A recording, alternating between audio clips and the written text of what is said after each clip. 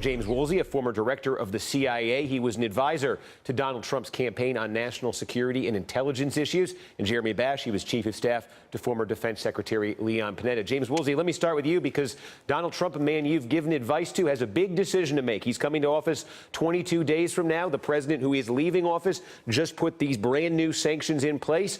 If Donald Trump's asking you for advice, does he keep those sanctions in place or does he get rid of them? What would you say?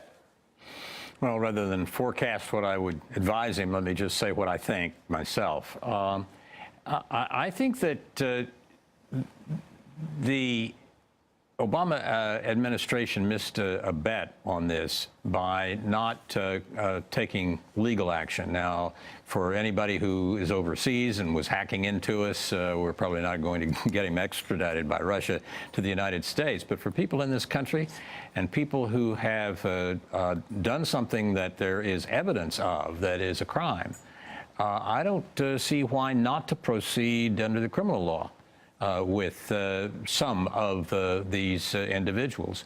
I think that puts us more in a position of having made a judgment that having enough evidence for it to be an indictable offense. And I think that then the Russians are in the position of having to explain or defend themselves, and rather than being in this curious situation that the Obama administration has gotten us into, which is essentially politics, just politics. Do you think the sanctions then are not a good idea? Well, I think some of them are, and I think they would have more teeth, the ones that can be utilized this way, if they were brought into our legal system. I don't see a reason in this case not to do that. Jeremy, you hear James Woolsey mention the word politics there. That this is interesting. In 22 days, a new president's coming into office. There was nothing compelling President Obama to take this step today, as opposed to collecting all the information, collecting all the evidence. And apparently they're telling us they think they've got more coming in the next 22 days and handing it off to the next president, saying, here's what we've got. You're the president. You have to live with, as president, whatever sanctions you decide to impose or not to impose, and let the next president make that decision. There was an affirmative decision to do this now and to take this out of the purview of the next president. Does that demonstrate, do you think, on the Obama administration's part, a judgment they didn't think Donald Trump was going to make the decision they wanted? Well, the most interesting document that the White House released today here was an assessment by the FBI and by the Department of Homeland Security, and it's called a joint analysis report. And this lays the factual predicate, the unassailable factual predicate, that Russian intelligence services were in fact behind the effort to put a thumb on the scale of the U.S. election, which is an astounding statement in itself. And what this document does is it actually gives the basic information: which actors within the Russian government, what were their internet protocol addresses, what was the malicious code that they used to try to infiltrate our democratic process. And I think I just want to mention one line from this document because it's so revelatory. It says, this activity by Russia was directed at the U.S. government and its citizens. And I think the point is that the next administration, when they come in, they will find that Russian hacking and Russian cyber activity will be directed at the whole government, not just the Obama government. It will be directed also at the Trump administration and the government under Donald Trump.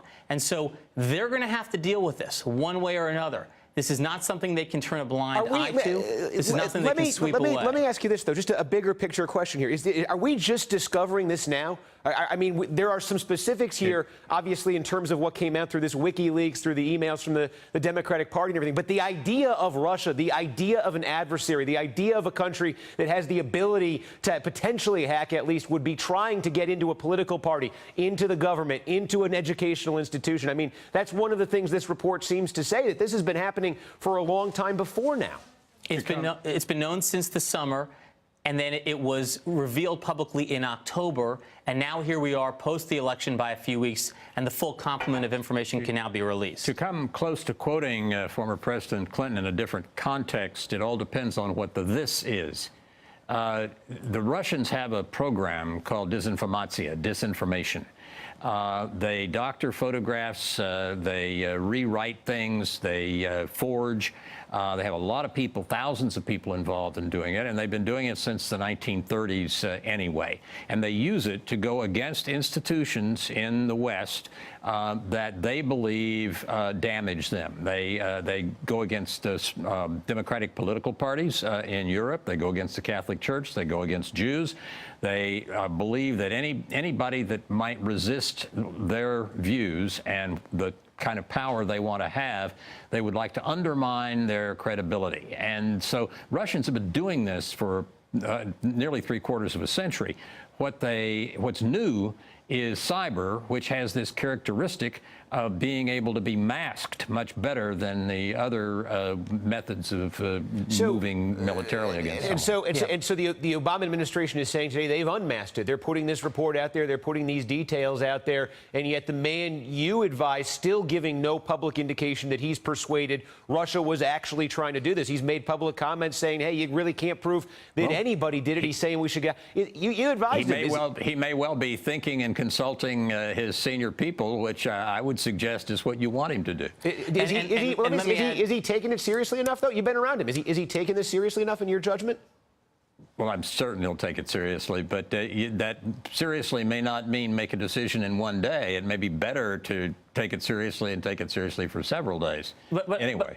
But let me also add, because Director Woolsey led the Central Intelligence Agency and knows how important it is when there is strong trust between the intelligence community and a president, and also when there isn't strong trust, how damaging that can be in both directions. And I personally believe, having served at the CIA, and I believe Director Woolsey would agree with this, that it is going to be very important for this White House, this administration, to listen to the intelligence briefings, to receive those intelligence briefings, to hear from the nonpartisan, professional, analytic cadre at the agency and across the other intelligence agencies, and to take that into consideration and put it into the policy mix. They may come out with a policy view that some will agree or disagree with, but at least to have that factual basis of the intelligence picture is got to be a critical part of presidential decision-making. And they don't need to talk about it.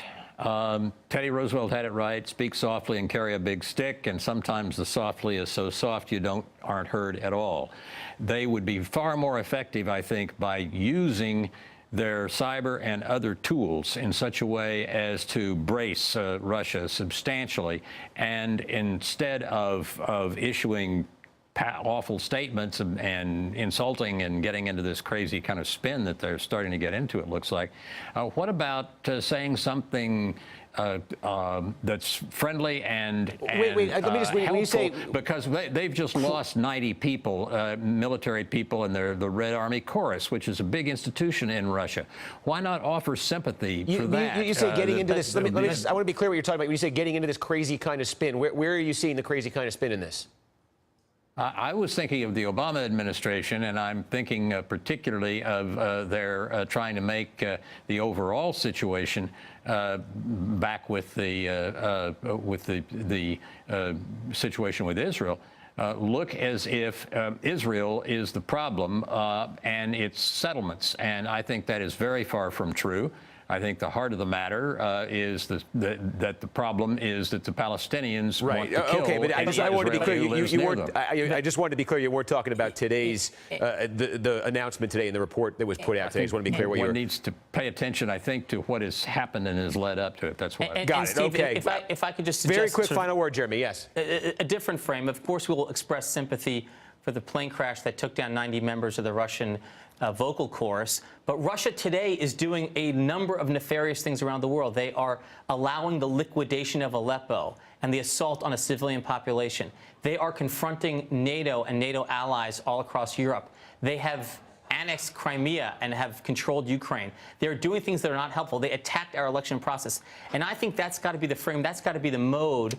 I agree with Senator McCain and Senator Graham. This has to be job number one for the next administration. Yeah, no, and the irony, boy, if anybody remembers 4 years ago, it was Mitt Romney, President Obama's opponent, who said Russia, Putin, our number one geopolitical foe. He was ridiculed by the Democrats, ridiculed by Barack Obama, and this is how the Obama administration ends. There is definitely some irony there. James Woolsey, Jeremy Bash, thank you both for joining us. Appreciate